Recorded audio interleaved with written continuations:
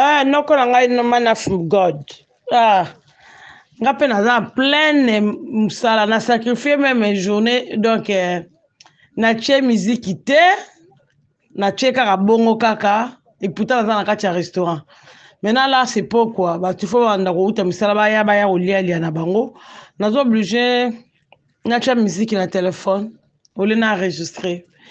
Donc yemoko kolo live azaki ne kidiba batu bakwei batu bango bakwei na kati ya live même nga moko pe nakweyaki kozelaka kaka te un moment donné faut ça la violence pose maloba na kati ya ba live nga yango napotanaka na bato parce que quand vous parlez quelque chose qui ne va pas moi je mets ma bouche dedans na lobi na nga toleki nzela baleki sérieux bakoti mo ebele baleki mo ebele oh bato yango bakota kaka est-ce que ye ayebi ke bato wana bakoti na cadre peut-être na cadre mosusu to eza ya moko oyo peut-être mutu moko amilukelaki vi na ye aye sikoyo solution na ye la seule solution na ye faut bokelaka yango wana o peut-être bokoki comprendre na oyo bokoki comprendre te tu comprends ye moko aza na du mal ya répondre na question wana alors mpona chite mpona chite en fait ngai naosenga mpena baexplication mingi te nayebi te so ocomprendre ngai oui que par exemple na likanisi oyo eza neti obakisa na mayele.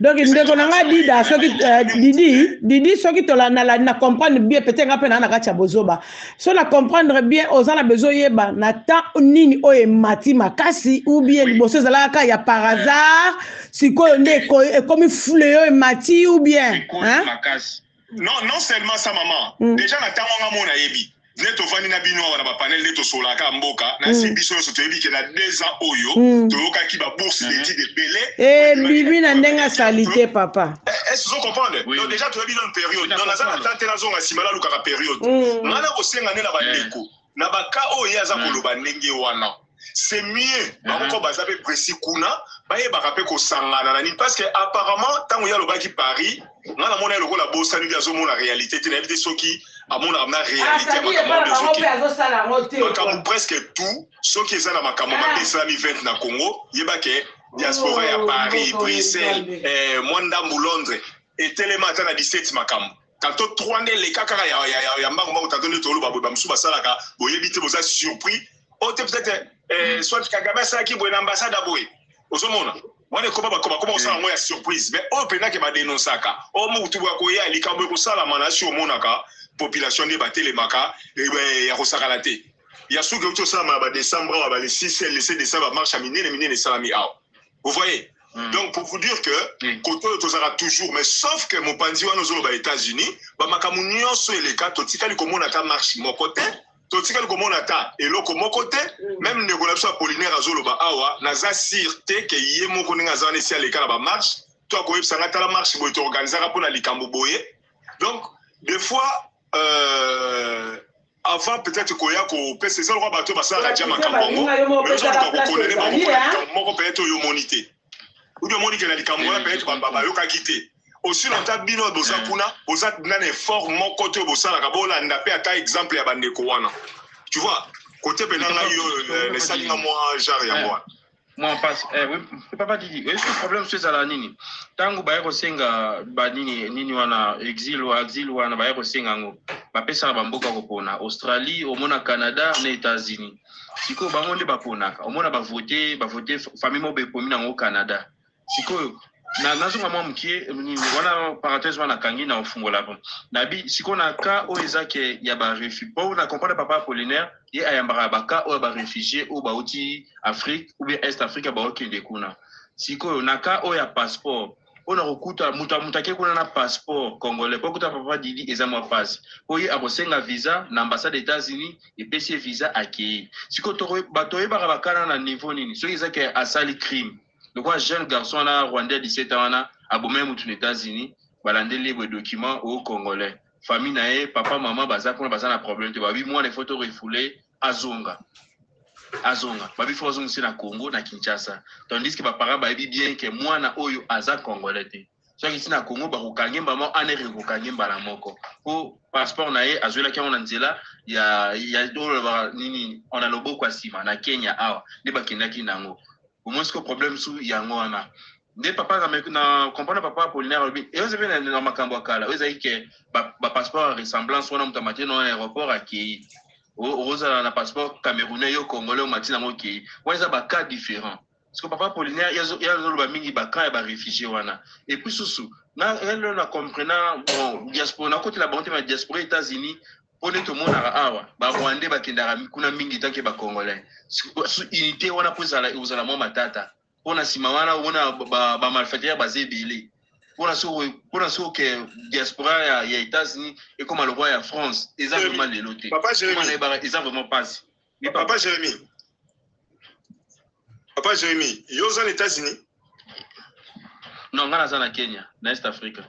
Ok, mais au moins il y a une place à Némois, il fallait aussi peut-être y ait une mouton sa biche par détail parce que déjà maramo yo lobby wana côté pédagogique il y a qu'à expliquer ma procédure en tout cas 10 sur 10 et ça Némois ça on expliquer biche musalo yo salaka côté wana vous avez tout à fait raison totalement 10 sur 10 mais à ce qui concerne qu'on dénoncer et ça coûte que pour Batouana tu ne me diras pas que le nombre de Rwandais au côté des États-Unis bah le nombre de vrais Congolais basés aux États-Unis le bas peut-être va sauver cible peut-être ville mon peut-être va inonder ville voilà mais on ne parle pas voilà et ça juste les cambadés kuna base à la capé quand même debout le qu'on a ba diaspora musu ndenge telemaka pour na ko dénoncer makambo o eza bien tezo ko monana voilà c'est déjà ça donc kolo papa Apollinaire nga zoloba ça se voit que bazata na structure mon côté ou bien yenga zawana zata associé la structure mon côté o esi basala ta mo action.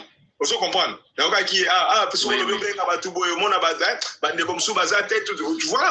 Donc ça montre que Moutouna ça va se retrouver dans le panel, te lobby, te partager, et puis la France qu'on a pour marcher, qui tout ça, non. Là, il a fallu le leçon de zéro, il a numéro de téléphone, il a dit que Moutoubo, il a dit s'il faut même le mot qui ne remarche la Belgique, s'il faut le mot, mais il ne faut pas ça. Vous avez bazal roi optimiste quand Kalikamono c'est ça on talaka. Oh maman né moi tokai comme on a payé tout le monde attends une cinquantaine de personnes. Tout le monde y a bango bazal bon marche c'est à 100 personnes 1000 personnes même 30 personnes. Mais va dénoncer to remarquer la communauté na biso tout le monde il y a des étrangers bazo ya pour na bako tout va dénoncer maman né moi voilà. Il va s'écouter combien? Écoutez justement des heures du temps dans Poutana qui va marcher de point Y à point X. Ou bien de point X à point Z, c'est tout. Comme ça, vous dénoncez le message et l'équipe. Si vous voyez que vous ciblez moi à côté, moi, vous voyez que chaîne, moi, ça va, tous les calibosa, chaîne, tout ça, c'est comme ça. Vous saignez, moi, puis, sur les ailes, ça marche, bien que, et ça va me il faut, toujours, moi, mikana, moi, c'est normal, mais associez-vous, dans mon association, vous savez, moi, action concrète. Au lieu parce que tu voyages jamais donc la France n'est pas venue à ce que ça marche pour dénoncer ma cabot. Les États-Unis oui on peut le faire mais peut-être après vous pour suivre les débats et puis c'est comme ça se passe. Ok. Merci beaucoup. On comprend moi moqué papa dit d'ado ezaka likambo yende qu'on a besoin pour nous ezaka déplorer pour la bataille en France ou bien en Europe et pas la bango pesate. Yoka, maman, est-ce que vous comprenez ça en sens là? Et pas la banque des armes. Non, le balabino, on a aucun. Ok. Ah oui, ça va air nyoso. Les gens sont en marche, monsieur, ça, et au sein de la fête, début février, je crois entre les 5 ou les 6, marche à mon nez, ça, à Paris. Pour qu'on ait la constitution, on va belé. Mais il y a un programme, et l'eau, au sein de ma connaissance. Ok. Papa Didi. Papa Didi. Oui. Merci mingi na ba na intervention na yo. Nangaki na modifier le komoko muke. Je pense que ba cab oyo biso to takala on se ba réfugié. Baya na panel baya aider. OK? Ça c'est un. Des deux, cas individuel. Oh, par exemple, sur une des Congolais, il faut que ça n'ait rien à y. Surtout, aux accords, na kanisi qui na conversation na baki. Il y a des fois, ok, comme ça, ok, pour interpréter, mais ce qui a répondre ma bé, toi tu fais un effort à arranger pour et qu'il n'ait bien. Tu comprends? Ça c'est et puis tu coûtes na kana bango ndenge nini. Tu coûtes na bango avanté. Ok, yo ba invité yo pour écouter en avant donc c'est-à-dire tu ne vas là-bas que pour faire l'interprétation pour un premier temps. Ma découverte, on a besoin de ça à Katoya ou ça à Nassima. Et puis, baza étudiant, il y a des réfugiés. Mais ce qui va comme awa, ce qui a vu me candidat de permettre à Bango Batanga. Les Batanga peut Batanga en tant que Congolais parce que les bazo fait ça y est, les ravis me candidat Batanga pays d'origine Congo. Yango monika yande kwa lobi ke mwana mbali wana abomaki mutu azaki rwandais. Alors les raza rwandais babi bazongisa ye na Congo neti yaza rwandais bapara na ye Papa Apollinaire, façon Benoza ko expliquer nga lokola mwana moko ya maternelle, j'ai tout compris. Na ko pe ba na ko biso makamunyo so zo lo bawana. Donc c'est-à-dire que pour na ko avancer na éviter ceux qui ko comprendre ngai na ki mingi net na ma conclusion hein. Ya ki net ko meka ko lendisa yo. Kotali so makanisi na lobita ke fofana na kotangi bango boy titi le ba kotaki boy komi na liste toye bango le tout de suite non mais na nyonso o sali comme analyse na yo pour comprendre que y a ça ne va pas na domaine oyo boy na boy alors comme tu as déjà réuni pas mal de preuves maintenant il faut dénoncer aussi des choses comme ça et là on a négocié ngo yango wana OK yango na zoyate on a ko dénoncer na je t'avais dit une chose il faut aux ala na ba signature OK. Il faut récolter. Pétition, qu'on dénoncer ça de la façon ébellée. Aujourd'hui, ceux qui sali marche, et ça dit façon de dénoncer. Ceux qui habitent, tout ça, na marche, notre outil, quand la pétition. Donc ça dit rajouter option pour avoir dénoncer. Qu'on dénoncer ça, pour avoir dénoncer. Qu'on dénoncer ça. Oh là là. Tellement beau signaler. Qu'on dénoncer ça. Là, il veut quoi? Oh. Et comme il passe il a passé donc nous disons tout ça du banda mais tout le monde a passé il a passé et mon attention monsieur Tobé la gaga makama Congo non oui attaque Tobi ko kota la information monsieur Kolangana tuna parce que ba signature wana il faut besoin kana nzela ya batu bazakuna ou bien atana nzela email. Non, c'est-à-dire la signature, il faut il y a une organisation solide de la communauté dans le sens nini.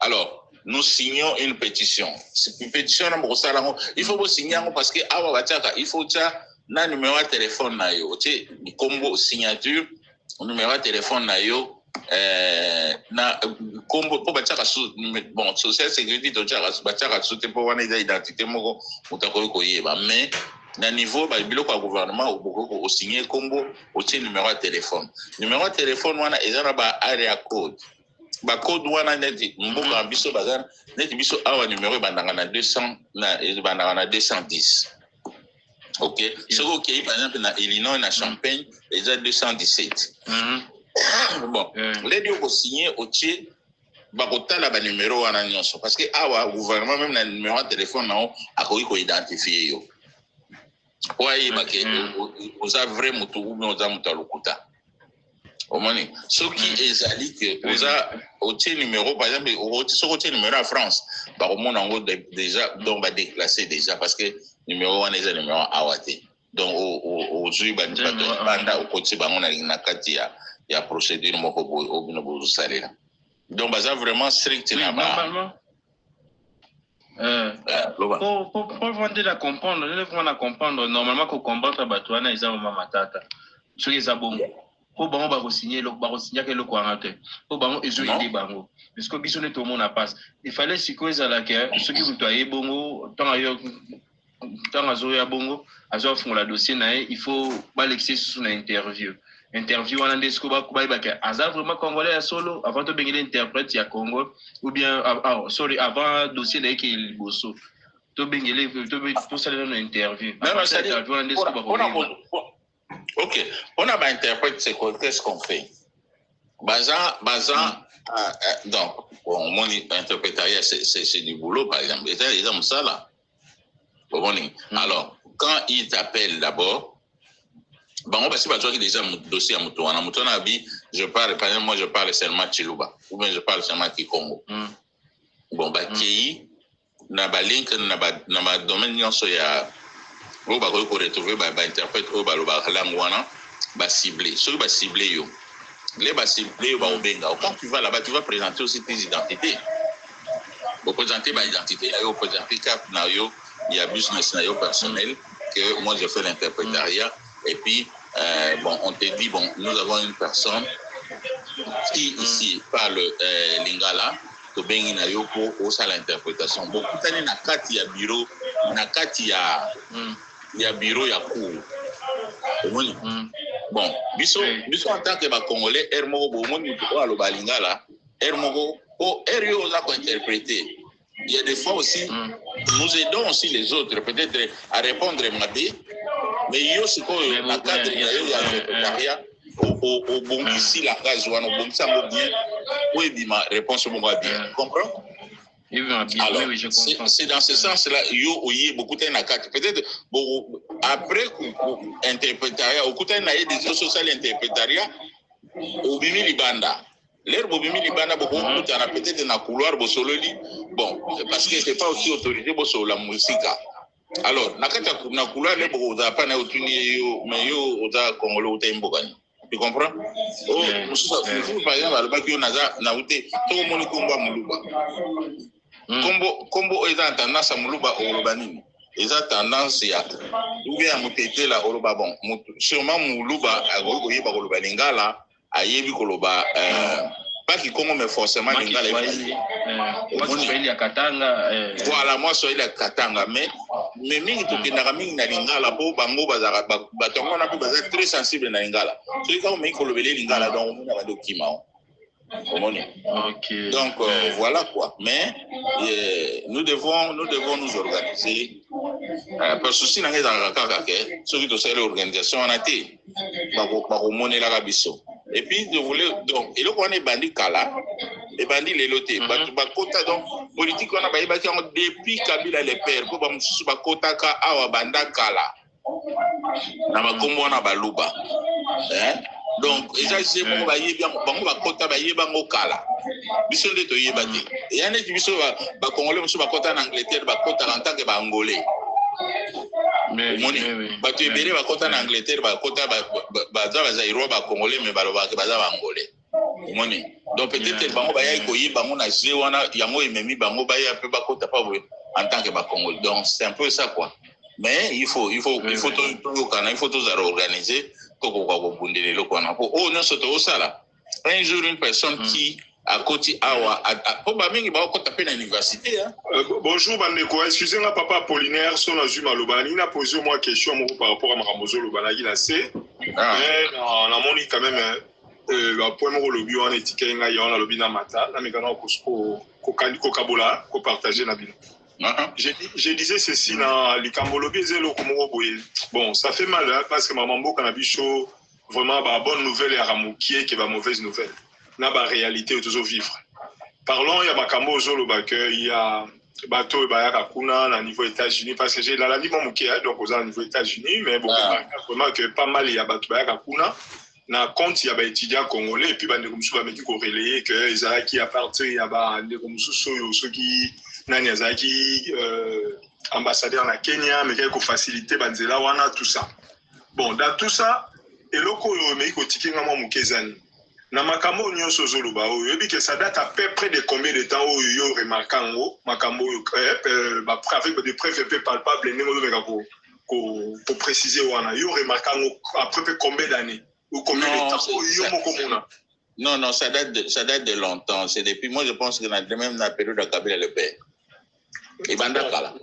Oui, Ibanda Kala. Mais il y a moko comment on a cause na ba preuve parce que tant on va besoin de bani généraliser ba cas, to comment to minimiser to chango neti ça se passe presque partout, tout le monde a ka baba West Africain mususu, tantôt à Sénégalais mais tant a commis la poto pour azomo ba faciliter à ko senga bangunda na ende tolo bagawana na mboka na bango soki vraiment bazaka na facilité wana te ya koluka a créer mboka moko ezali par exemple à kolo baza gambien bazali sénégalais pourquoi peut-être moi conflit moko ezala kuna ou bien tout ça bref wana ezala toluka to généralisant mais nga za mingi na précision par rapport ya cas oyo concerné bato ya est wana bandeko wana en fait Rwandais o bakenda ko boaka bangunda kuna ou bien bakenda na passeport en tant que étudiant ngana éviter bozolo bela précisément fléau ya ba o baké en tant que étudiant to ba o bazo débrouiller ba voyage na bango normal mais ba komi kuna bazo senga asile en tant que ba congolais to non on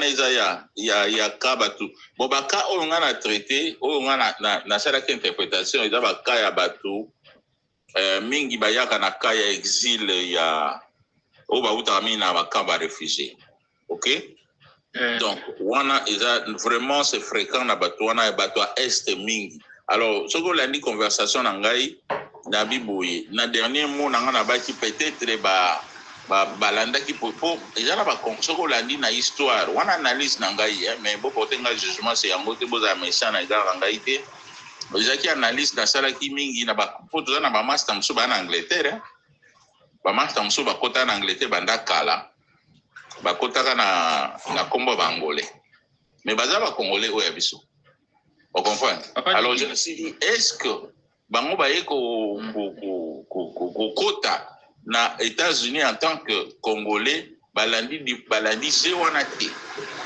mais alors je ne couvre personne ezaï question pas Polinaire vraiment ngaita na ba discours noa na bandai ko sentir vraiment on doit sentir moi esprit patriotisme mais tangu to solo makama boye e ko senga ngapi na me ko senga na yo komeka ko bakisa moi qui patriotisme yango sous makasi pourquoi parce que tangu zo beta masolo ya boye et que yo moko après plusieurs années ozo vivre situation wana mais ozo ko quand même ko zoa ba réponse à ba questionnement na mususuté par exemple celle-ci ya ko luka koyeba que moi lo oyo par exemple o ba koti na 2024 oyo bien atamo bo remarquer que ba koti mo belé po boyeba ozo bo sala déjà na circuit wana ba koti mo belé est-ce que ba o ba ye kaka ya moko ko luka vie alors aluki kane na utulu ba wana ki azo luka azo bo ka ngunu na kombo ya boye po azo ba pesa iba accepter na mboko to ezap na mo lo moko bo ba ye mais na canal boy kaka bino boye bango je pense que bilo babaka ne ngwana za ba bino ba ko informer ou bien ko dénoncer makambo bongo vous comprenez. C'est comme ça. Mais tant que vous avez la source, mais vous avez la difficulté à poser la réponse à la question à bouiller. Il y a des boni par exemple, le biso, to bandeko, to Rolandawa, to vous avez la précision. Ok. Donc côté on a répondre. Bon, na évité, ngai réponse venir au pesa ngai, au répondre na yo mais na moni aux anango ya ngote, lukezo saka à place nazali. Parce que déjà na maloba na yo, même sozo la nanga bien, sozo la nanga bien ma papa, la nanga bien papa na ngai. Toujours solo là, toujours partagé. Ngai na sepe na makanisino mais je t'encourage encore. Ou te ko lobelo ko moko wa na mona ki boye mais na mona na Paris par exemple au Bakcha qui te boye na boye. Na ndeko mususu Jérémy ou bien na éviter ndeko 243 peut-être azoki monta ko meka ko expliquer yo. To longwa une étape wana. To comme une étape mususu. Alors, on a remarqué katina yo que oza na mo ba réponse ba questionnement mususu te. Pour ça oza ki na réponse ngo yebsangai. O ngo lo yebsanga te mo ngo sola awa que non voilà exactement. L'autre yambaki to mona ke betidia baleka ki baboy siko to remarquer que oyo bazo ya pona boy mais yozo lo bakozo koyeba te est-ce que baza koyeba que ça la légion na makamoko leka ki na ba Londres allez est-ce que peut-être na cadre wana donc oza ka na cadre ba question papa Polinaire na pas solo la papa Didi mukio papa Didi ngana comprendre papa Polinaire pona musala sali wana ngape na sala wana Kenya musala qui interprète wana et loko zala wana desi ba réfugiés ebele bayaka na Kenya bayaka ba Rwandais bayaka na Kombo ya ba Congolais bayebi histoire ya Est malamu siko tango bakotaka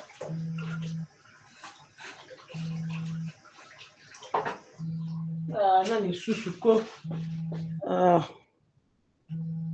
na oyamba te na bana mine bomoni siko à partir à wande so royeba o baza ba vrai congolais ou ba faux congolais siko biso ba ke o baza na bango ba congolais ti mais tandis que yé a lobby aza congolais ayebi na carte d'électeur robo ya ndengeni carte d'électeur passeport te na bilo Au fond d'abord wapi. Oui. Effectivement, ndeko nyakere mutu azo permettre bango intellectuel mutu akoti na mbasa akoti bapesi visa à partir soki ya Kenya soki côté ni nango ya bakamba réfugié avec un passeport congolais akoti aux États-Unis yo yi babengi yo yaka ko interpréter mutu parce que yebi koloba anglais te o expliquer en français quand tu arrives hôtel Ilongi d'ailleurs aza congolais te na yami balé kombo ebimi ya baluba. Troisièmement, parce que tu dois avoir des conversations avec lui. Privé, voilà. Oh non,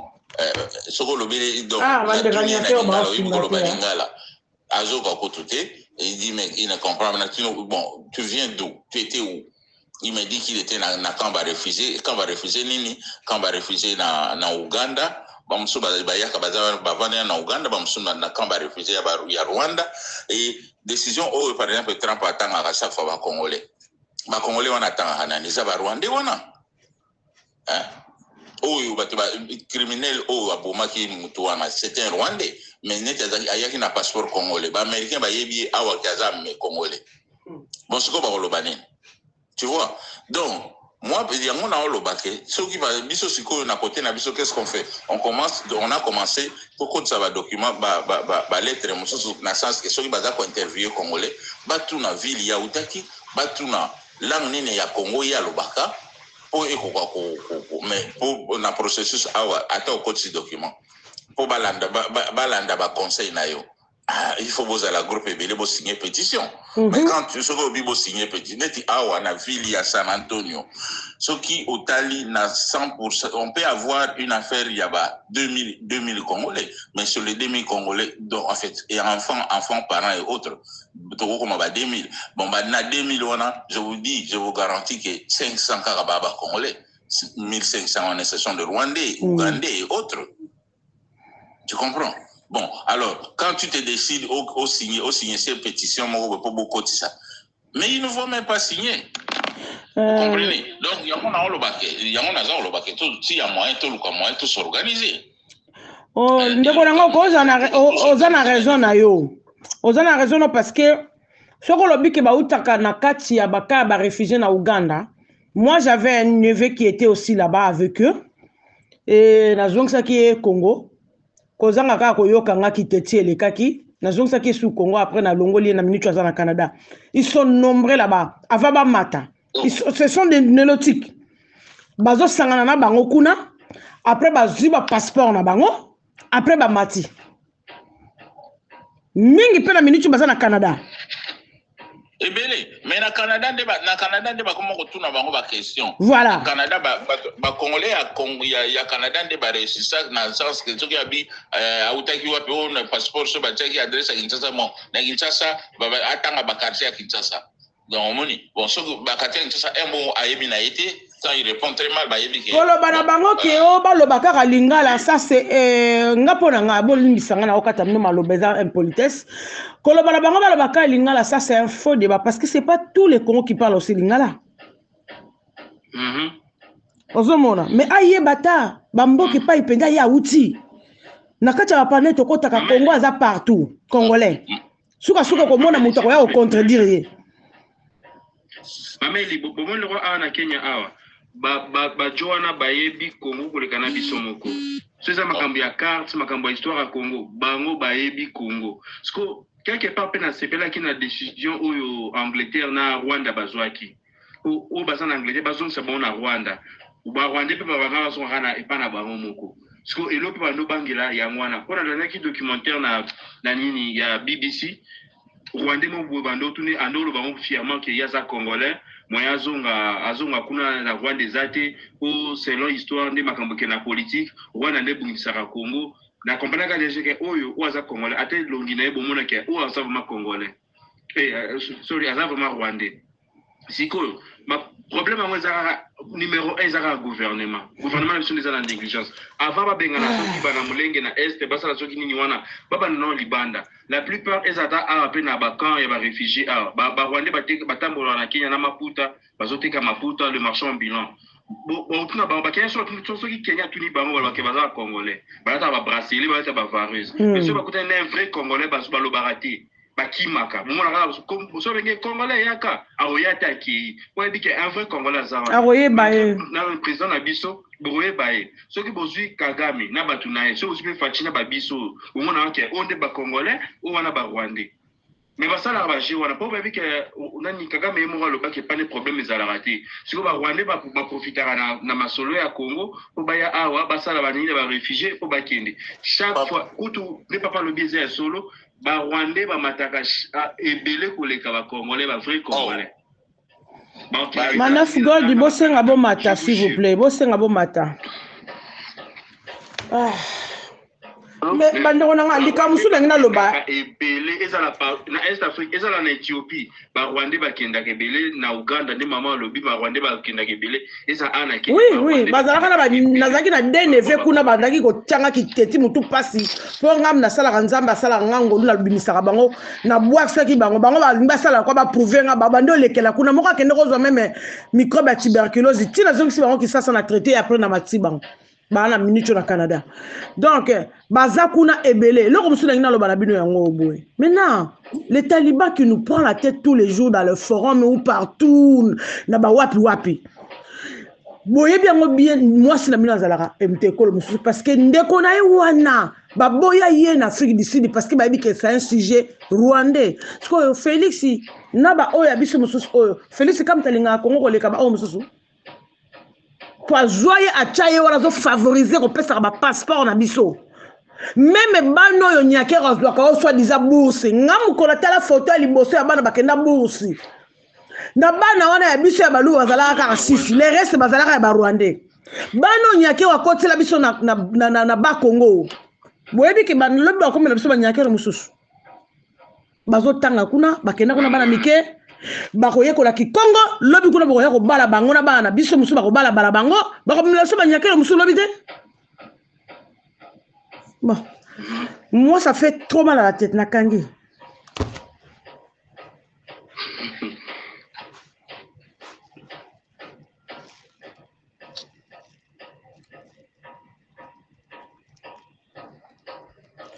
oh toyeba bino oh nibo toyeba bino soki argument ezate boya akana mafinga oyo zo finga mama na aza nango soko za mobali mwasi no aza nango soko bota bana no baza nango ozomona et puis oyo finga eza yanga moko elo moko échanger ezate eza penya yanga moko ah oui nakenda na bino ka bongo ok loko bon, non, papa Apollinaire, vous pouvez pas. On dirait ça à téléphone.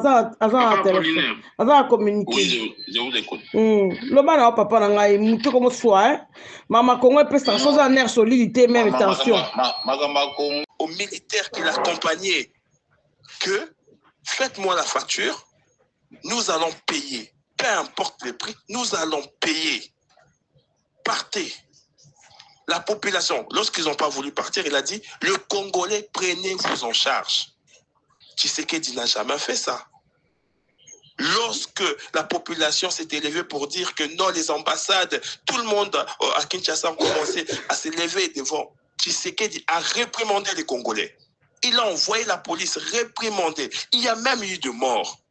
La population congolaise. Donc aujourd'hui, avec un discours qui vient se dire, soyons patriotes, soutenons l'armée congolaise. Mais les commandants en chef, c'est Félix Tshisekedi. Comment voulez-vous que je sois patriote derrière ces traîtres? C'est ça la différence entre Mouzé et le président actuel. C'est ça la différence. C'est un patriote, un Congolais qui était prêt, était courageux de nous dire la vérité. Prenez-vous en charge. La guerre sera longue et populaire. Prenez-vous en charge. C'est ça que je voulais rendre hommage à Mouzé Laurent Désiré Kabila, qui est parti très tôt. Très tôt. Il avait aussi ses défauts, ses erreurs, mais il a eu ses capacités de dire que j'étais dans l'erreur. Chers compatriotes, aidez-moi, prenez-vous en charge. Et on a vu le résultat. Merci, je rends la parole. Ah. Est-ce que je pouvais réagir? Allez-y. Allez-y, mon frère, allez-y. On vous écoute. Je te remercie. Malheureusement, c'est un nom, ça c'est pas un nom, c'est le numéro 243. Ah d'accord, il n'y a pas de souci. On l'appelle, nous tous on l'appelle 243, le code Amboka. Voilà. Oui, c'est... Ah, ok. Oui, c'est le préfixe de mon pays, l'amour du pays, code Amboka. 243, Congo Nabiso. Ok, ça va, merci. Heureusement, tu as dit quelque chose sur le mot, tes derniers mots, tu as dit, Kabila a dit, prenez-vous en charge. C'est dans ce sens-là que moi, j'essaie un peu de parler. Quand je dis que nous ne prenons pas, quand j'avais dit la Réunion en France, les Français n'ont pas, les Congolais qui sont en France n'ont pas manifesté, c'est-à-dire nous ne voulons pas prendre en charge notre pays. 243, c'est parce que tu aimes ton pays et que tu as pris ce numéro et tu as même mis le nom de Congo. C'est-à-dire tu aimes bien ton pays. Et quand on aime le pays, on est tous intellectuels, on a étudié, on veut être responsable. Et prenons la responsabilité. Quand vous nous accusez, nous qui sommes aux États-Unis, Biden est parti en Angola pour le corridor de studental d'histoire, cette histoire-là de Biden. Nous n'avions pas manifesté. Je ne dis pas que d'abord, c'est un problème congolais. Ok, nous devions tous manifester. C'est pour ça que je suis en train d'accentuer que nous puissions nous devons nous organiser à barrer la route à tous ces gens-là. Et j'ai même dit, je n'ai pas seulement condamné les gens qui habitent la France, j'ai même dit aussi aux États-Unis. Moi, j'habite les États-Unis il y a maintenant, je fais 25 ans ici, et dans chaque ville, il n'y a pas une organisation solide de Congolais. Je suis à San Antonio, Texas. Quand vous venez à San Antonio, Texas, il y a des Congolais, mais il n'y a pas une organisation solide. Quand on parle de Rwandais, je vous dis, ces gens-là, ici à San Antonio, Texas, moi il y a des fois l'interprète pour les gens qui viennent en exil, mais il y a des Rwandais qui sont venus aux États-Unis ici avec le nom de Congolais. Alors, j'ai même demandé aux amis qu'on puisse manifester, mais il n'y a rien. Donc, c'est-à-dire, nous sommes toujours à la responsabilité de bisoté. Et aujourd'hui, Tshisekedi est là, il est au pouvoir. Si nous sommes organisés au niveau de nous qui sommes à l'extérieur, parce que c'est nous qui financent. Je vous dis, il y a la guerre de les Babembe qui sont ici aux États-Unis. Les Maï, ce sont les Babembe, les gens qui sont à l'extérieur, le financent, bazo financer bango, bazo soutenir bandeko na bango. Tu comprends? Mais nous ne nous organisons pas. Le problème, on ne condamne pas les Français, on condamne pas... Mon frère, s'il te plaît, moi j'entends bien ton discours, mais s'organiser derrière qui? Derrière, comment une communauté peut s'organiser? On ne s'organise pas derrière le politicien, mon frère. Non, vous avez parlé de Tshisekedi qui est en place. Donc s'organiser pour lui prêter main forte, c'est ça? Non. Oui, donne-moi le temps, laisse-moi finir. Comme ça, tu vas s'échapper, s'il vous plaît. Bolobi, Makambo, que Rwandais, Bayaka, États-Unis, Kuna, n'a pas passeport congolais. Et ça, na panel na mataka na isara bango. Rwandais wana balekela na Kenya. Le grand frère de Madame Denise, il s'appelle Christian Yakiro, il est ambassadeur à Congo na Kenya. Ndi musala bando sala yangwana. Toyebi na biso ngo na panel mobwe. Kabengana kuna. Pona kolobelo kana. Bana na ngonde ko Jérémy ba Congolais ndenge bakipaka pe yango te. Bana grand frère Nyakero baboyaki na Afrique du Sud à l'ambassadeur. C'est lui là qui est là-bas. Moi je suis l'info de mon pays hein. Maman, écoute, cette histoire-là, bon, je te dis clairement que les Rwandais viennent avec des passeports congolais et ils ont le nom de Balouba. Ok? Moi, je fais l'interprète ici. J'ai confronté 2 ou 3 personnes qui ont les noms de une personne avec le nom Tétela et 2 avec le nom Baluba. Je leur ai demandé c'est pourquoi est-ce qu'ils parlent lingala ou d'où viennent-ils? Ils me disent qu'ils viennent de camp de réfugiés du Rwanda. Mais avec un français bizarre, et quand tu leur parles lingala, ils ne parlent pas lingala. Et donc, c'est quelque chose qui... C'est pour ça que je dis, vraiment, je vous dis, je suis ici, qui serait d'atteindre la Rambomoté, Nazan de Konaete, mais ceci n'a pas Congo, ok? Donc, ce qui Babylone, nous devons s'organiser. Ce n'est pas dit qu'on ne doit pas s'organiser derrière un politicien. Parce que quand vous vous organisez derrière un politicien, il va vous mater. Voilà. Ok?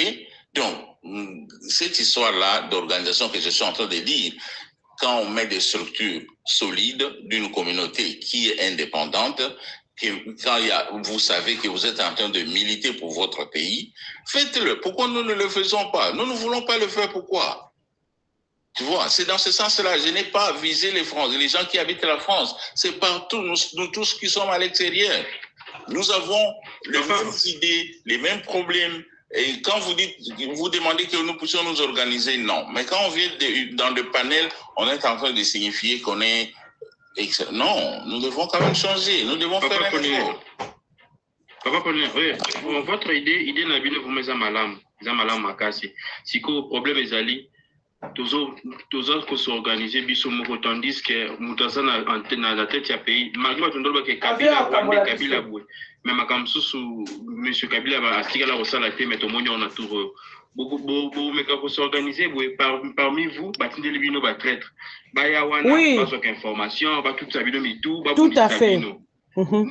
bangonde msala bango yangwana siko tokoye bate ndeti roi papa o autobima ki alors ngana kinye ba question déjà na comprendre ki maman qui vous sert vraiment merci maman révolutionnaire vraiment merci toi maman a yende siko éclaircisse makamsusu au moins à supporter présence à maman le révolutionnaire dès qu'azo matériel azokita akimi problème ce que yangwana nous sommes infiltrés à tabiso mo bato auto za bolinga mboko nous sommes infiltrés parce que au sala réunion na bato musubu ba ko na batikaga ba secret na bino problème ce que yangwana.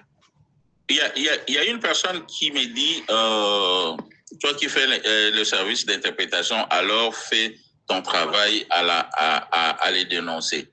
Dénoncer plutôt. Allô? Oui. Mais on est en train de débattre entre nous, hein, mes chers messieurs ou frères. Si tu peux aussi... Merci. Excusez-moi.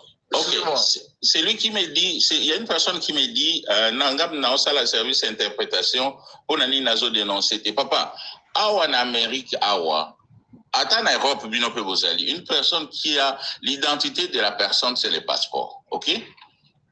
Une personne qui vient avec un passeport, abiaza congolais. Yo ce que le béliba américain, que mutu oyo aza congolais te. Bon, il y a une preuve, il y a document, on a un passeport et lobby qui est un Congolais. Bon, il y a un Congolais, mais les Américains vont monter aux Zoba. Ok? Donc, quand tu dénonces, tu dois avoir de preuves contraires. Il y a Moutouana, il y a identité naïe, pour le bélaïe que Moutou a un Congolais. Moutouaïe, il y a Bengi, on a l'État. Pour ça, l'interprétation, il y a Kanaïe na immigration. Bon, yoye au lobby que non, Moutou Aza Congolais. Bon, est-ce que vous avez un document où vous prouvez qu'Aza Congolais? Voilà, tu risques aussi d'avoir des ennuis toutes seules là-bas. Qu'est-ce que nous on a commencé à faire? Tu risques d'avoir des ennuis aussi, c'est normal. Oui, qu'est-ce que nous on a commencé à faire? Excusez-moi.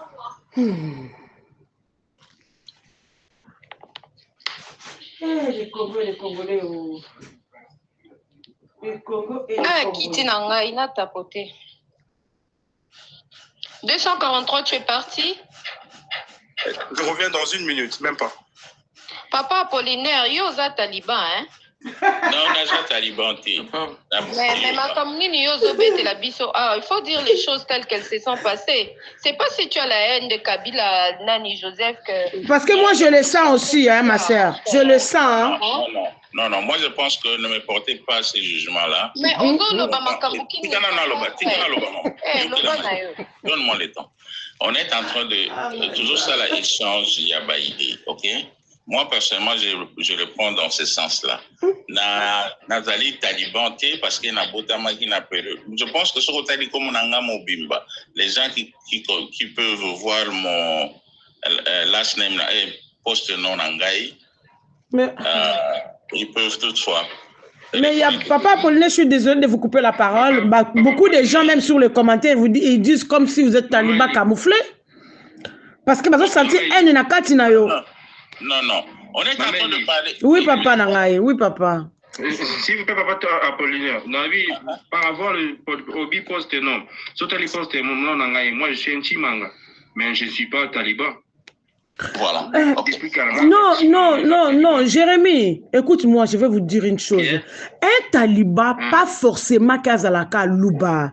C'est ça ce que ça confond. Beaucoup de gens, ils confondent ça. Même un gars peut être aussi un taliban. Un Mongo peut être un taliban. Un Congo peut être un taliban. Taliban, ils ont signifié pas forcément qu'un louba. Non, ça c'est. Vous avez raison. Non, ça dit moi personnellement. Vous avez raison. Merci beaucoup. Ah oui, hein. Si je suis entré, exemple mal, vous avez un panel, mon coboye pour na côté na discussion. Je ne suis pas un Moulouba. En fait, non, je ne suis pas un taliban. Mais je voulais dire une chose. Mais Mungongo n'a bien reconnaître Mungongo vraiment, it's really familiar. Mungongo. Ok. Mungongo c'est familier. Qu'est-ce que tu veux dire par là? Ok. Je précise que je ne suis pas taliban. Je suis venu pour Nayoka qui c'était intéressant que Nakota na groupe na Solana Bandeko. Voilà.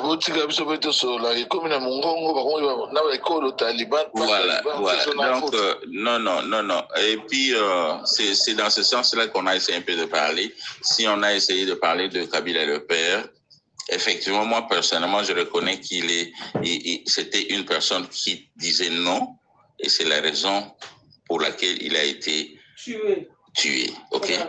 Quand il a parlé, quand il a essayé un peu de raccrocher son téléphone à Bright, donc c'est une personne qui est brave, ok? Parce que c'est pas donné à tout le monde de couper le téléphone à une autorité américaine qui lui donnait des ordres, ok?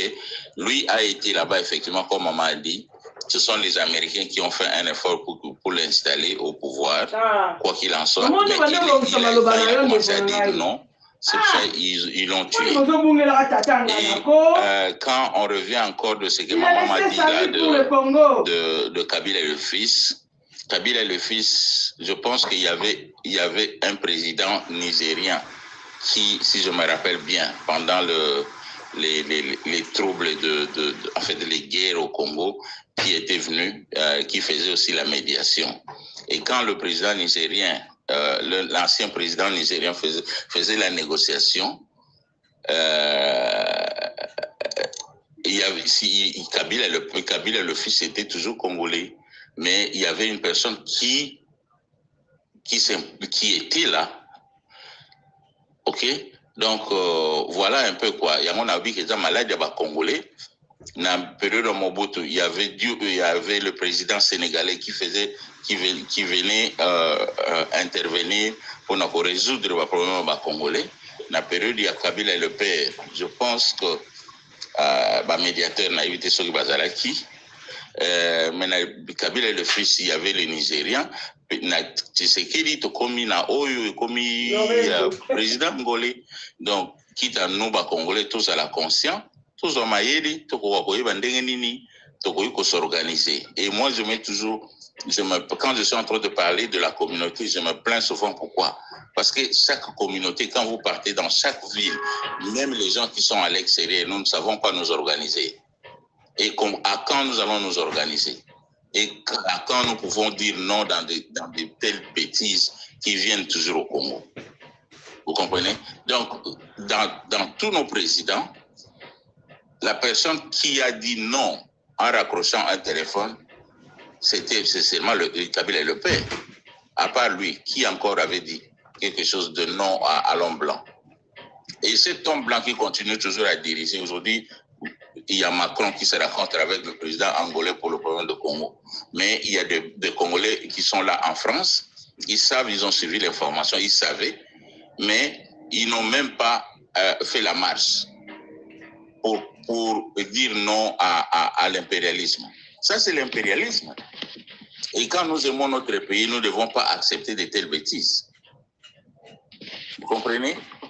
Donc c'est un peu dans ce sens-là que je suis en train de parler. Papa, est-ce que vous pouvez permettre aussi que je rends hommage à Mouzé, puisque ça fait un moment. Oui, c'est lui là que tu peux le faire. Papa Pauline, est-ce que vous savez quand même qu'on nous a déjà mis sous tutelle par Félix? Mais c'est ça le mal, c'est ce que j'ai dit. Comment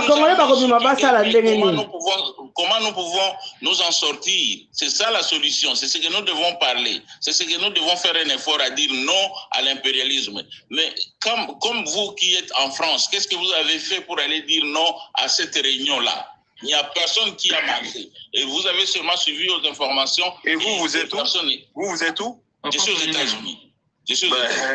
Le nombre de fois qu'il y a eu des décisions qui sont prises là-bas. Est-ce qu'on vous a vu marcher pour le corridor de l'hôpital? On vous a vu marcher. Il ne faut pas seulement indexer les gens que vous êtes en France. Moi, je suis en France. Je défends les personnes qui sont en France, en Europe.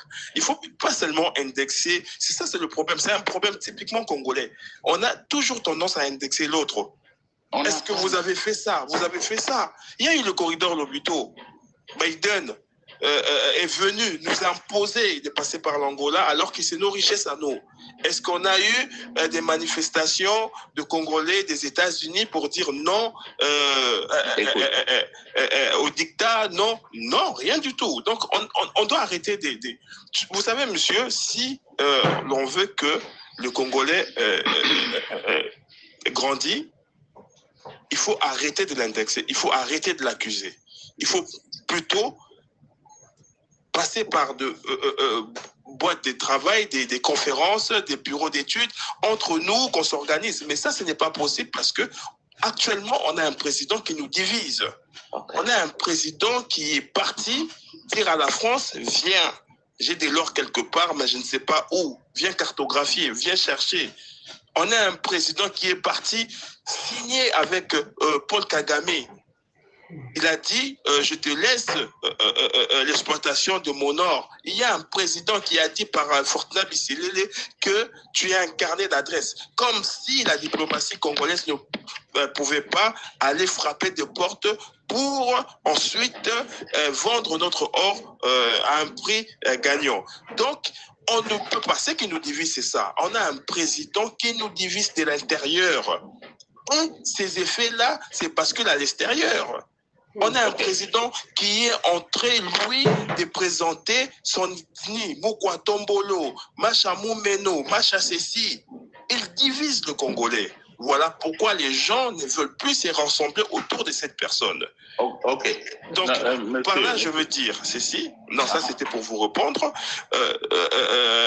Face à cette accusation de dire qu'en France, vous savez, en France, on n'est pas là derrière l'assistanat, on ne reste pas là qu'on nous donne de quoi manger. On travaille. Parfois, on n'a pas l'information. Parfois, on n'a pas l'information. On se rend compte que ça a été fait. On n'a pas de fuite.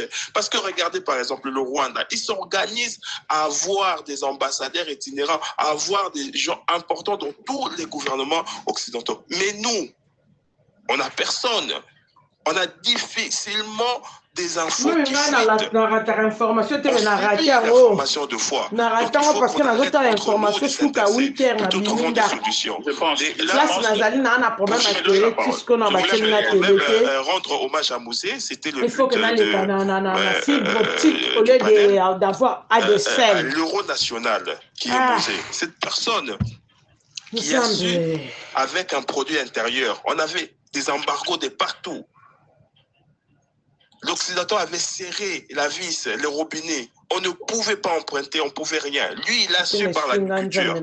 Il a su par l'intérieur comment faire pour que nous mangions, comment faire pour que nous respirons à l'intérieur du pays. Ces messieurs face à la crise interne du transport, il a pris les Jifang militaires moyennant 0 francs.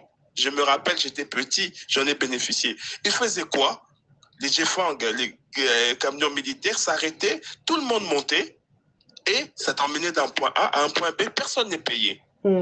Personne n'est payé. C'était pour essayer de montrer à la population qu'ensemble, moyennant rien, avec la volonté, nous pouvons évoluer. C'est monsieur face au Rwanda, il a su nous dire la vérité. Il pouvait coopérer avec le Rwanda. Il pouvait dire que non, voilà, prenez ce que vous voulez, ayez un comportement indigne face à la population congolaise, aux Quinois, et moi, je reste au pouvoir. C'est le cas de Félix Tshisekedi d'aujourd'hui. Il donne tout pour rester s'éterniser au pouvoir. Voilà. Mais lui, non. Il nous a dit, peuple congolais, prenez-vous en charge. Voilà. Il parle comme ça. Hey. Accent en lingala, un Rwandais ne parle pas comme ça avec cet accent-là. Non. Quand on a maniema, tous les bakusu. Na kido, tous les bakusu, tous les batété là. C'est pas français, on est tiba. Bon, dans le Guillaume, on va remonter à un tribalisme, mais à Zanega, on a eu des pistes. Voilà. À tronquer histoire. Voilà. Il y a un qui sonne à Kimina. On dit ce qu'il est venu faire. C'est ça le Congolais. Parfois, je dis qu'on est des êtres à refaire. Aïe kaka, pour kaka a dérouté, qui le bâtiment qui nous a azaki. C'est tout. Moi, c'est juste par jalousie alors. Voilà, c'est tout. Oh, dommage, hein? Parce que, au moni, quelque chose que je vais vous dire, et puis la kitty l'angade est important. Mboka tangi. Et ça mboka ya mama Sifa. Mbangu, ngai. Ah ouais. C'est comme mama Sifa, c'est qui mange à mzette.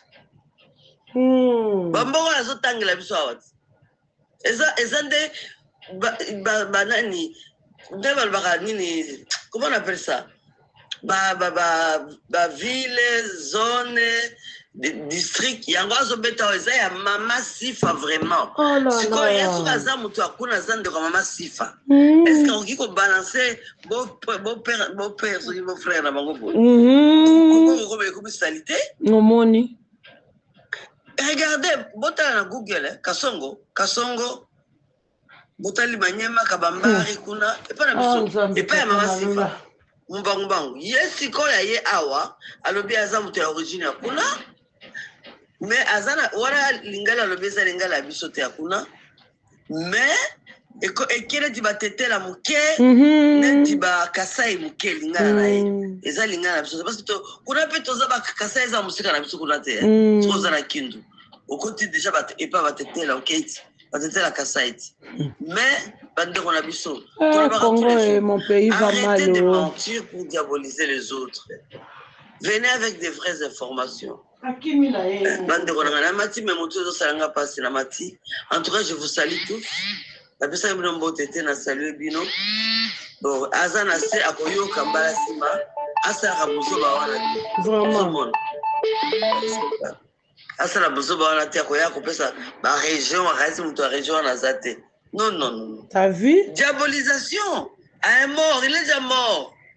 Même quand tu as commenté à ça, vous profanez les morts de les Congolais. Ça fait froid au dos.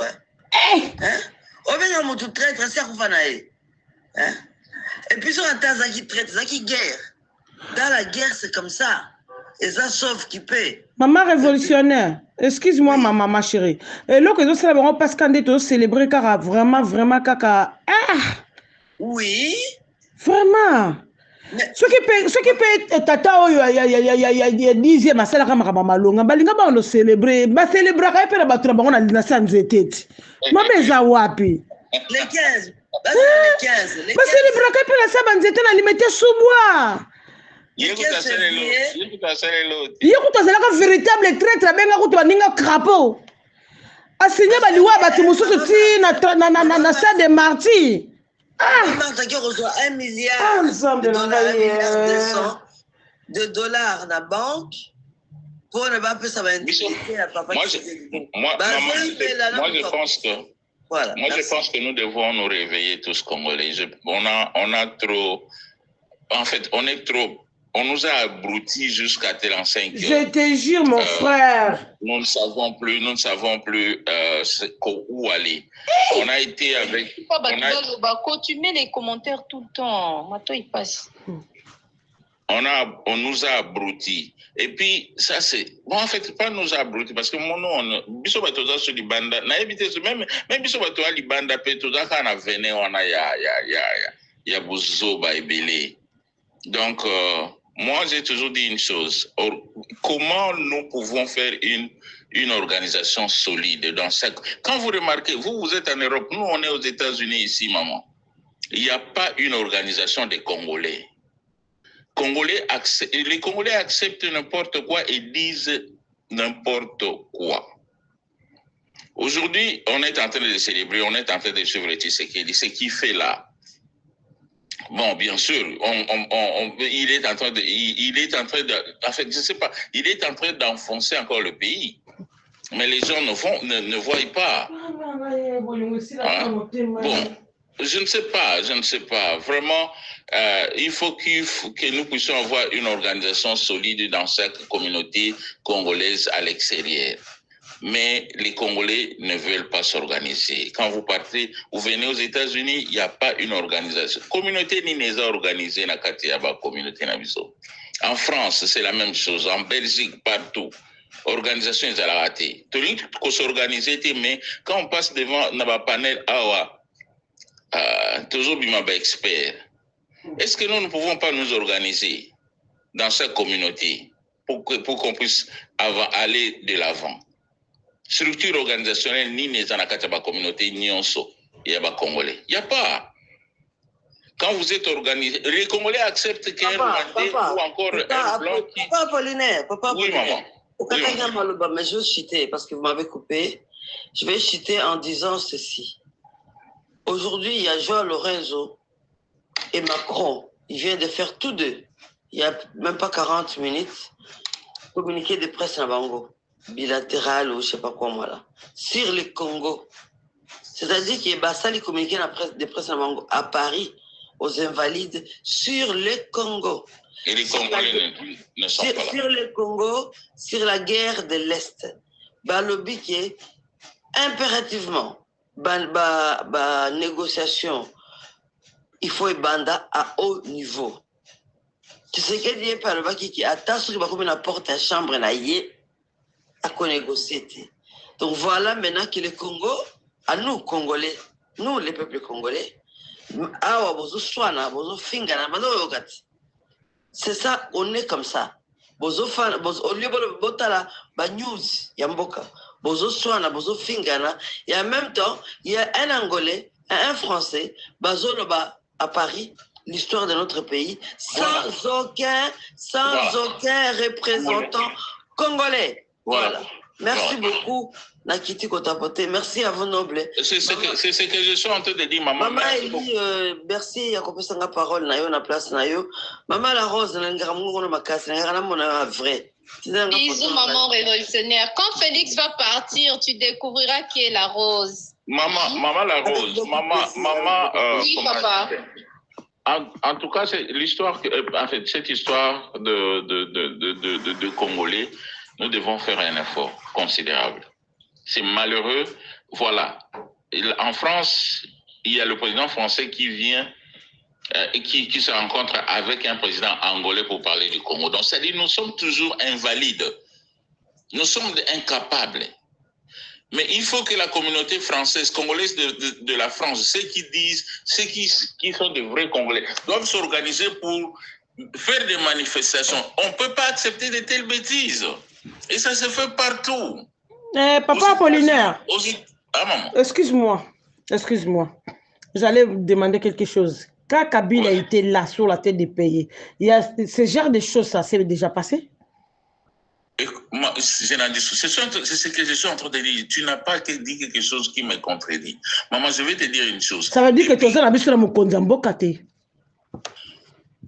À part Mobutu, où moi je pense que c'est peut-être, je ne sais pas, mais Mobutu aussi se plaignait des fois que Belgique, France quand il appelait le pays de Trio, comment on appelle? Trioca, quelque chose de pareil, il disait.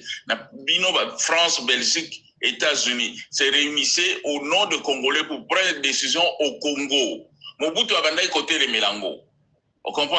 Mais Mobutu a télémela kiango, Kabila appelle l'ingake les kate, mais na Félix c'est sur les kanango sans problème. Maman Kabila kutu zoba kutu koleka. Kabila le père était mais Kabila le fils. Pendant 18 ans, il y a biloko bongo pe les cas. Côté les Mélango. Kabila le père était ça non ça dit l'héroïsme de Kabila c'est ce qu'il a toujours dit non dans de telles histoires, de telles bêtises. Parce que quand on s'est réunis en France au nom des Congolais, maintenant, cette décision-là que Macron a pris...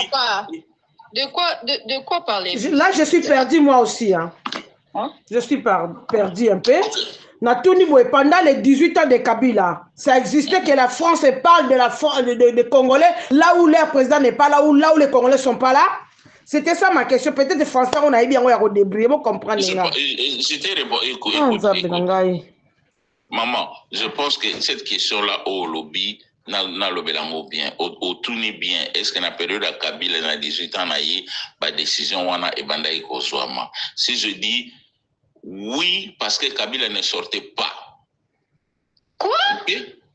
Kabila, le belango ba réunion, oyo Kabila atenaki na situation pareille. D'ailleurs, bon, en fait, on ne peut pas tout dire parce que la période n'a eu guerre en Europe, qui presque pas. Parce que Izalaki n'a voté. Mais quand il y a la guerre. Bonjour, Bande Konanga. Papa Apollinaire, c'était ma question à moi. Moi, je crois que. On s'est trompé parce que ngai nazala ngai kinoise na vivre na Congo nayebi ke Kabila kama akuta mboka ne kabona na bitemine kabona na plaisir te zaki na baguerre non? Oui. Et alors ce qu'on dit no baka na tango Kabila guerre ezalaki te? Non, écoute, est-ce que Nathan on a eu ba négociation ezalaki na cadre ba oyo bachaki mbatuneti oyo lelo Lorenzo Azali pour la négociation. Mais parce qu'il y a téléméla qui m'a campé avant ça qui m'a cambonioso. Il pèse de son poids, il a besoin. Kabila, il était, comment dirais-je, Kabila était omniprésent dans l'Italie pour défendre la République démocratique du Congo. Kabila, fils. Déjà, pour permettre à rendre hommage dans le musée. Oh, Félix Alongo là pouvoir aller l'eau. Bah appelle comme un appel vidéo. Tala maman il y a une nengazara mukuse. Taya tata na bango. Oh kuna pe noble azala njoto mike. Taya soki ya nani. Je te jure. Moteno maman ngo azara makelele bele maman Eliana azara nde boye longine kubuka boye. Vraiment. Bon ni nazara nga mabe awa. Botapoté na ebi ki live eza attaqué. Wana nga siko na ozwa penda invitation noble na kelia ndako na ba nurse na ba neve. Na minto to obengisi na yate. Wana pena photo sa rendez-vous na Panama pesa. Ba so na makasi na sia. Apollinaire, tu voulais parler? Je voulais juste parler. Il va être noble. Papa Kabila. Eric, yo pesa lela ki mobali non tu ignorer Eric na bomi libala na bino. Na boy. Na ebi koza mutandu ndengo za na nseka yo. Za mutandu na bomi libala na bino. Na oboma libala lelo na poko yo kasango. Ça vous honore pas hein, vous deux là, hein, s'il vous plaît. Koso na ebi Son moto. Papa Apollinaire. Bangomi balé, Nanga na loba un peu sur Kabila, je pense que beaucoup de choses qui sont. Janvier non mais la massacre mais na kemela kolobo bosalinga choc. Ngapi na ke mzo moko na mbele. Allez, loba papa, loba toujours. Azape na posa na loba bandeko. Nangai na loba biso lelo soki tokomi na situation ya lelo ya baguerre eza ye moto ayaki nango. Oh, te baboyaki yango déjà. Na malamu ya ya ina. Noble comprendre yende bapesela sango na IDPS yango na papa zoloba kolobaka te. Na moto IDPS. Te IDPS ndenge pesela sango na bito koza moto IDPS.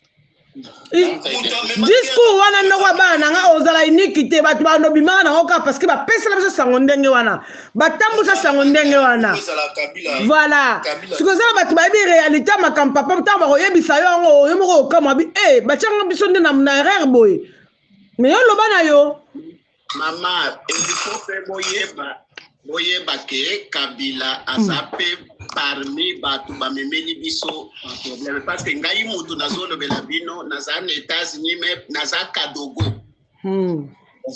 ngai pe nazaka dogo parce que tango to bandi guerre la libération tout ça mingi pe bazoka bino ka bongo metina makambo oke sa boyeba te wana yozolo ba ya kadogo te eza ya batia voilà oh et puis mingi bazoka bino ka bongo boya to kende boyeba ta tina makambo oke sala te tango biso to bandi guerre la libération to banda kina ba obanda jango na Kasai wana eza ya Kasai papa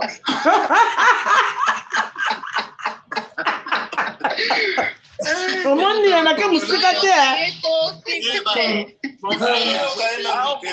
mama tokoyoka moto awo bandaka kokosa na vua bato bakanisaka ngai naza moluba naza papa pardon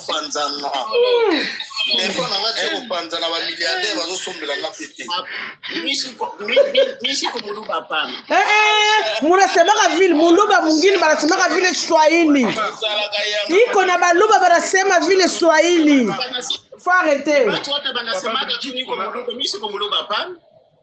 papa umetoka pande gani papa umetoka pande gani mimi niko hapa Amerika no lugha yako Kongo umezaliwa wapi voilà lugha yako ni nani niko mtu wa Kindu mimi nilizaliwa Kasongo balubakati Kasongo nilikuwa mwaveni embe moya nilikuwa mwaveni embe moya zoma na lingala zoma balubakati asaka tange balubakati na tangu akalawana azalaka agronome na Chanima Agrique la voix na yo eza ikoloba papa na yebite na panel soki mutu ayebi Kasongo azali akoyeba Chanima Agrique azalaki commerçant ya loso batu nyonso baboyi makamba oloba nzambe tanga ba commentaire papa to boy nakangi nanga pardon soki nazaro ande probleme ezate wewe hauko Rwanda nimesikia wewe kweli ni Mswahili wewe hauko Rwanda mimi tuma commentaire hapo chini nisamee niko mutoka Kasongo nilikuwa mwaveni embe moya njo mule nilizalikwa kuzalikwa ku Kongo haifanyi batu bote bakuwe bakongole papa na ngai aza muzimba kuzalika ku Kongo nde mutu akankumba mama na ngai na famille Selemani mwana ile révolutionnaire yo mto detectaka batu koma tata detecter soki batu bayebi ba mama sa mama révolutionnaire pardon mama upande kwa kidogo hapa yo mto detectaka bango mama révolutionnaire panda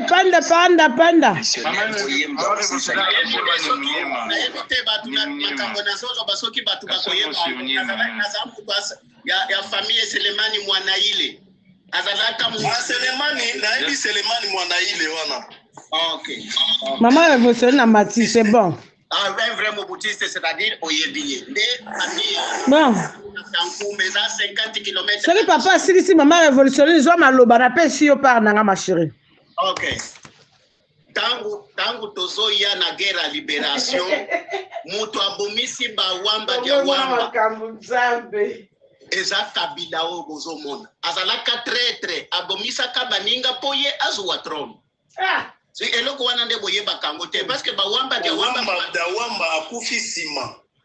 Akufi sima. Akufi sima wapi? C'est-à-dire boyebi ba histoire te. Wamba akufi sima. Non, Wamba était décédé avant. Mais quand tu dis Kabila, c'est Mouzé. C'est-à-dire yo yebi akufi sima. Wamba akufi après Mouzet.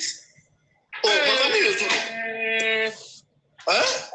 Yebite yo yebi bawamba na baondekano yebi baboya ozabiye osali mabie ozi papa na pied baondekane na bawamba yebi bango nde batu babandi libération Kabila wamba kufi après Mouzé. Papa yo za eu des pèses. Non, mais pas wamba zaki na Sun City. Oza kadogote. Oza na Sun City.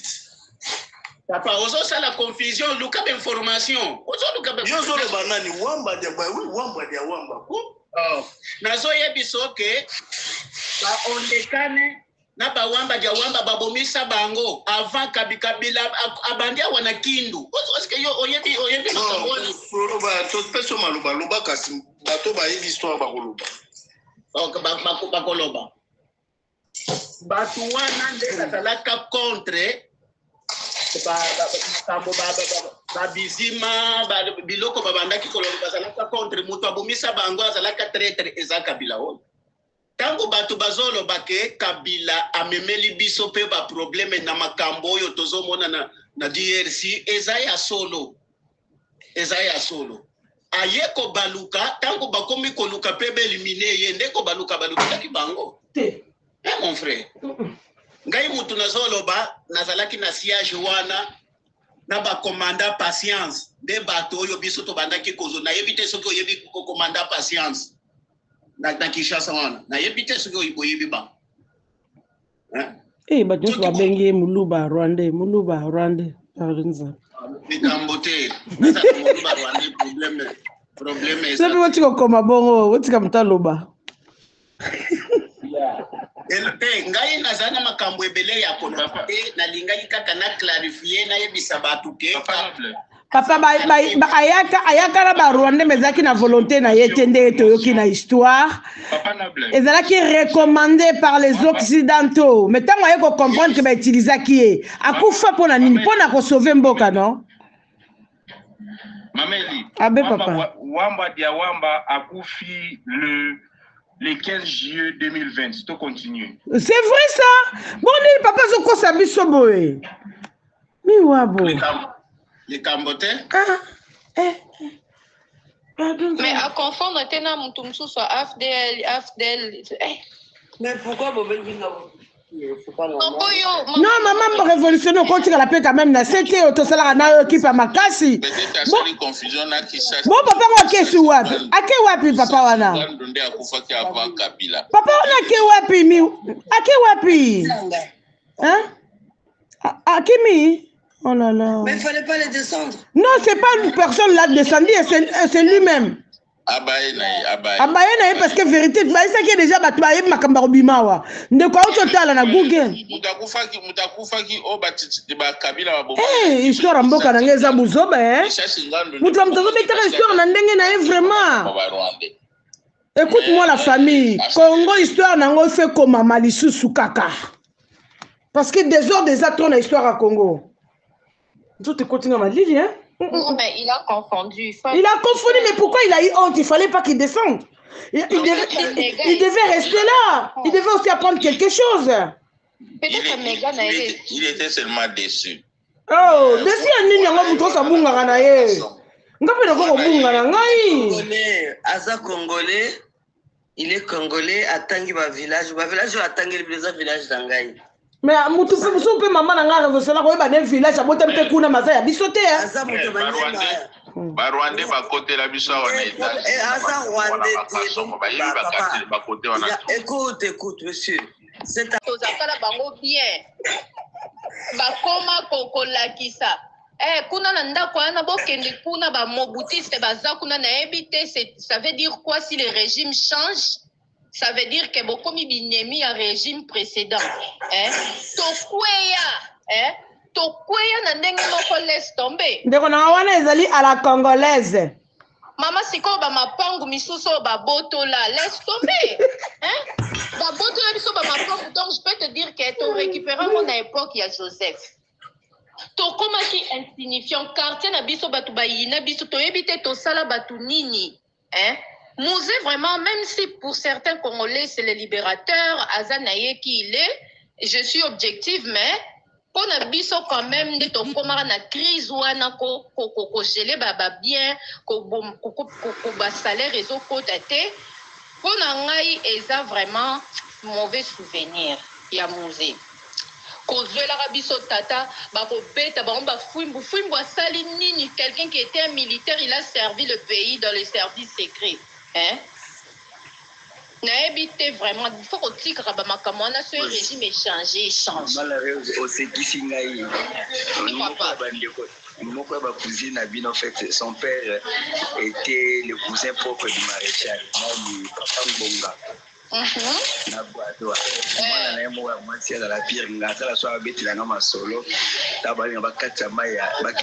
Na Centrafrique. Bakadolo bakuti bango wana baboteli bango biloko nyonso baisi bango bokatya bango pamba. Mais pourquoi bazaki baye ko botola ba mapanga batu baya ba mouvancier ya banini so ba monika lopango kitoko ba longola ba lustre ba kabola ba kotisa ba triplex na kati. Tu vois par exemple les salons des aka minene batie ba triplex na kati ndako donc ozo reconnaître lisusu ba mapango na binote hein. Vraiment, il y a des moments bateau bayaka koloba Joseph na ndenge pe da cadre sentiment et pe ça kanda parce que nous on a récupéré nos biens na époque à Joseph. Mouza yela kibiso ndira yaki na haine ba mobutiste yo yaki libération. Mais bon, le quoi les commémoration car to honorer mais ndeko nanga eza normal pour na ya ki pe na haine ba mobutiste na lingi était à quoi ça qui biso imagine ezalarata bo wuti likolo bo komi ata na katikati bo wuti likolo mais oui pourquoi beaucoup yaki oui pourquoi beaucoup yaki parce que on a ozwa mbongo à l'état c'est clair mais kasi muta baby c'est la papa à venir na ce n'est pas mon akanga bana batu bazao kende kotanga akotisa ba boti soda na makasi. Nos parents, mon père ne voulait pas être militaire, il y a un droit. Hein? Bakotsa bango nini armée na makasi, basala formation ba nini wana. Oui, il a fait carrière. Mais kasi yango na pe Félix a osala lelo petit. Bomo te wakanga bana batu. C'est ça, ils a bien te ba bazo copier ka mabe autodéclaré. Au moni côté, il habitait là au palais des Marbres. Nous on habitait à côté là. Nzela wana ezaki sur l'avenue Ngouma là quand tu montes hein ba bloca na se na epte comment expliquer côté ya Ngomba 80. Tu vois le nini côté Masnel. Omoni voilà, omoni likolo côté ya météo. Soko outil Delvaux tu descends. Na côté entre on a parlé de ma il bloque là. Il faut contourner. Il faut contourner au côté à voilà. Et en plus, sokozo le kananzela na moi, tu peux pas doubler une voiture durant ni parler de Marbawana. Et en plus, okoki ko klaxonner té. Yo moi c'est qui tu peux pas aussi t'arrêter là-bas. Tu peux pas t'arrêter non plus. Mais banaka les ala bongo place wana. Donc qui pose non, n'a pas comme non, attends Kabila. Ezaki. Et comment qui bongo? Siko yo zala siko mwana mwasi basoda na bakadogo na bazolinga ba mikie makasi babebisi bana mingi non kuto ebimi ona nute mais ils sont en train de te draguer babebisa ki bana mingi babebisa bana ebele bazo kabela batu bambongo kaka boye na ete Kabila vraiment il est payé bien ça il mikolo bele na zamba bazo lia teta mubaye na ville ba osani basoda Kabila ya bakotaka bazaba solomoko mais ils étaient dans la forêt. Qu'est-ce que vous voulez de plus? Mais bazala ki zamba. Maman Eli, on lati pantalon baye bakati au pantalon. Oui, ezala ki bongo ezaki mobeko le père a pesaka. faut que basi so balate soit tu robe soit tu jupe soit tu liputa na piscine kuna na nsele ils ont vu les jeunes filles de tozo kende na biso ba excursion kuna na nsele police ba beta ba masasi batu bakufa na nsele kuna ba kokai komo na basi na ba bikini te na ba nini te ba kuya oh bo sala biso to bo sala te lobaka po Joseph Ayaki pasi na ipso noble esi ko yeba matembele koyeba matembele na époque muse on matembele to comme lo na ngona simanda ku ba ya noble ba osengo pardon awa na Jérémie oyo na kombone oyo osalieni Jérémie nani e po na lobby ba soda na ba banda ko lumba solo ba kadoko na ba ba wona na bazaki ne lo ma ba koma GSSP eza normal hein. Même bamindele oyo bakoti zamba oyo bakota pe zamba basoda pe ba mindele bakota zamba bazwani bango to ba masola matungulu tala ndenge kancha cheza mais Nobel tu connais les camps comment c'était bon si quand tu changer sujet il y a problème Nobel azaro pesa biso ba poser sur ma question mo a qui to concernant nanga na ba kabila ba sangani on est perdu hein kasi nga matin